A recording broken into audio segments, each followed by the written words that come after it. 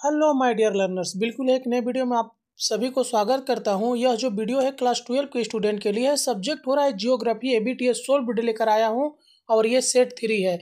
यदि आप इसके पहले के वीडियो नहीं देखे हैं तो हमारे चैनल के प्लेलिस्ट में जाकर देख सकते हैं, जिसका नाम लिखा है WB क्लास 12 एबीटीएस सोल्व्ड 2025। ठीक है, यह वीडियो हिंदी और इंग्लिश दोनों मीडियम में होने वाला है।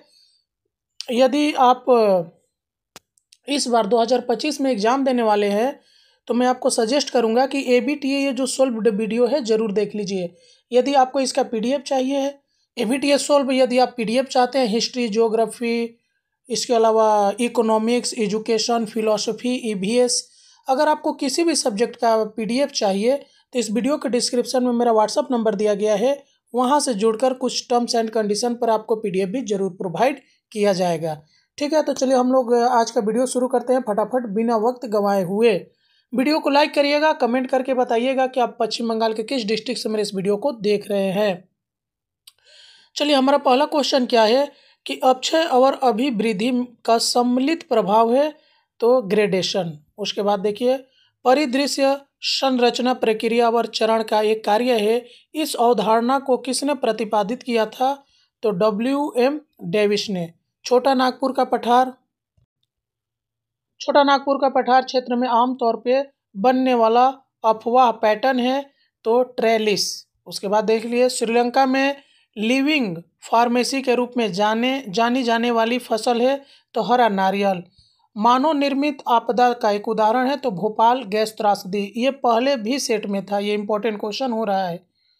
आर्थिक विकास का एक प्रमुख संकेत है तो ये है सकल घरेलू उत्पादन। ब्राजील में स्थानांतरण खेती को आमतौर पर कहा जाता है तो रोका। स्पोडोसोल मिट्टी का एक उदाहरण है तो पार्टजोल। उसके बाद है कानेरवेशन शब्द का पहली बार उपयोग किसने किया था? तो पैट्रिक गेट्स ने। नदी में पुनर्जागरण द्वारा निर्मित भू आकृति नहीं है तो मोनाडनांग। उसके बाद है हैंडली सेल संबंधित है तो व्यापारिक पवन से। आगे, पशु और पौधों की दुर्लभ और विलुप्त प्राय प्रजातियों का दस्तावेजीकरण करने के लिए स्थापित संगठन है तो यह रेड डाटा बुक। ये भी इंपॉर्टेंट क्वेश्चन है, पहले सेट में भी था। अरिद चक्र के अपरदन का आधार स्तर है तो पेडिमेंट। ओजोन गैस की सांद्रता को मापने की इकाई है तो डप्सन। जेट स्ट्रीम आमतौर पे पाई जाती है तो ऊपरी क्षोभ मंडल में। ठीक है, उसके बाद देख लीजिए, न्यूनतम लागत सिद्धांत में समान परिवहन लागत रेखा को कहा जाता है तो आइसोटीम। भारत का नियाग्रा जलप्रपात स्थित है तो छत्तीसगढ़ में। बायोडायवर्सिटी शब्द का पहली बार उपयोग किसने किया था? तो वाटलर रोसेन ने। सबसे छोटी प्रशासनिक इकाई है तो मौजा। भारत जनसंख्या संक्रमण मॉडल के किस चरण में स्थित है? तो तृतीय में। उसके बाद है प्राथमिक क्षेत्रीय गतिविधियों से संबंधित कार्यकर्ता कहलाते हैं तो रेड कॉलर वर्कर्स। अब ऐसे क्यों देख लीजिए कि मैग्मेटिक जल का क्या अर्थ होता है? तो मैग्मेटिक जल वह पानी है जो मैग्मा में फंसा होता है और ज्वालामुखी विस्फोट के दौरान निकलता है। उसके बाद सोलम क्या है? तो सोलम मिट्टी की ऊपरी परत है जहां अधिकांश जैविक गतिविधियां होती है। वैली ऑफ 10,000 स्मोक्स किसे कहा जाता है?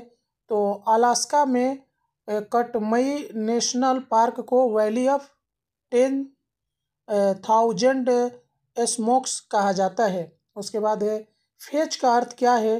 तो फेच वह दूरी है जहां पानी पर बिना बाधा के हवा बहती है। आगे, मिट्टी कैटेना का अर्थ क्या है?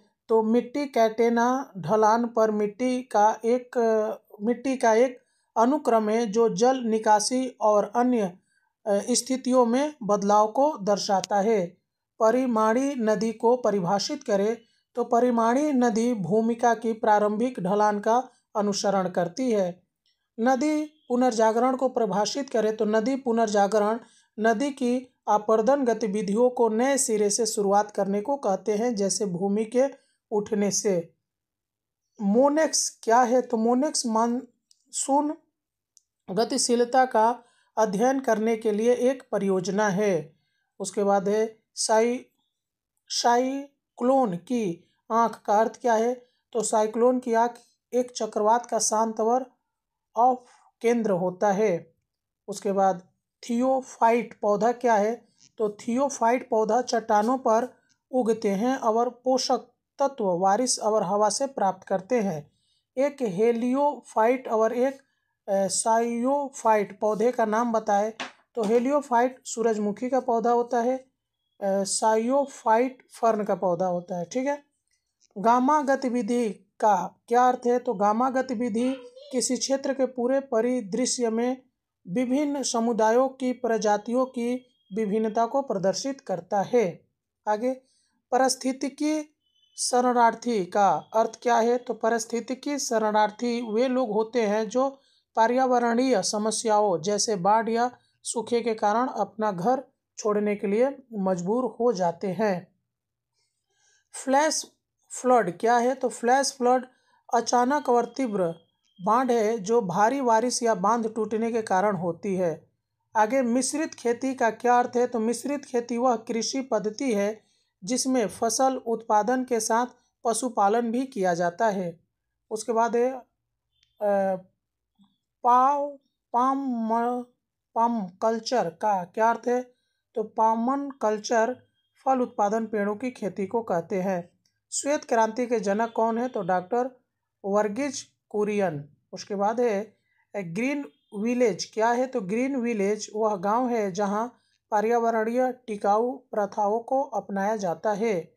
डायमंड चतुर्भुज क्या है तो डायमंड चतुर्भुज भारत के 4 प्रमुख महानगरों दिल्ली, मुंबई, कोलकाता, चेन्नई को जोड़ने वाला सड़क नेटवर्क है।